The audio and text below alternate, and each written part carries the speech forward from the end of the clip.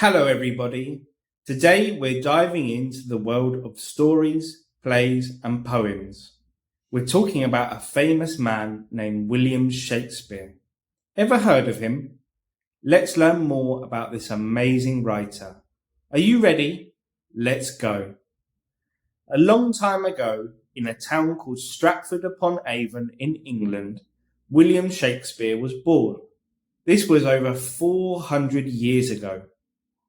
Even though it was such a long time ago, people all around the world still read his stories today.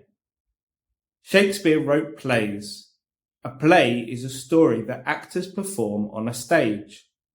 People come to watch and listen. In his time, there was also a special theatre in London called the Globe, where many of his plays were shown. This theatre was round, and people stood or sat to watch the plays. He wrote different types of plays. Some were sad, and these are called tragedies. Do you like stories that make you feel strong emotions? Then tragedies are for you. One famous tragedy is called Romeo and Juliet. It's about two young people who fall in love, but their families don't get along.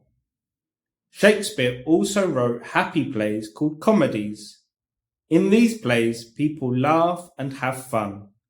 There's often some confusion, but everything ends well. A Midsummer Night's Dream is a comedy. It's a funny story about fairies, magic, and a mix-up in the forest. But that's not all. He also wrote histories. These plays tell stories about the kings and queens of England. They show the past and teach lessons. If you like stories about battles, heroes, and important events, histories are perfect. Shakespeare had a special way with words. He didn't just tell stories, he played with the language. He made up new words and phrases.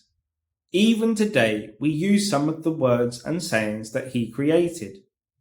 Have you ever heard the phrase break the ice? That's from Shakespeare. Now, apart from plays, he also wrote poems. These poems are like little songs without music.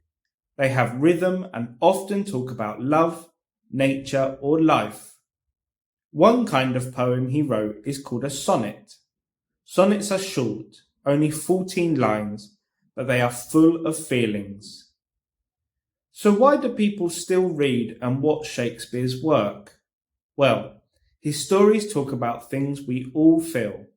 Love, jealousy, happiness, sadness, all the big emotions. His characters, the people in his stories, are like us. They have dreams, problems, and feelings. This is why, even after 400 years, we can still understand and enjoy his stories. Today, if you go to England, especially Stratford-upon-Avon, you can see the house where Shakespeare was born. There's also a new Globe Theatre in London, a copy of the old one. People still perform his plays there.